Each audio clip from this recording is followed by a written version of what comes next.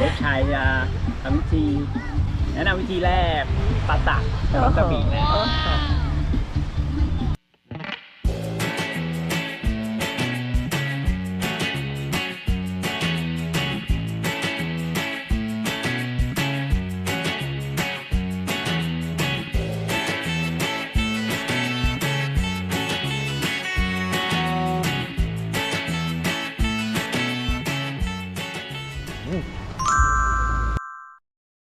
อันนี้แบบเบิร์นไฟนะครับ แบบเบิร์นคู่อร่อยเลยอ่ะ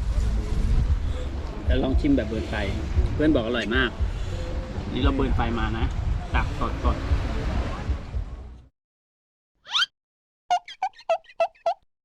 อันนี้แบบ พี่ก๊อฟ แบบสดๆนะปลาตัก มากางเต็นท์ริมทะเลนะ สดหวานมากอร่อยสุดใจ เดี๋ยวนะครับนี่ครับวันนี้ถ่ายทำรายการ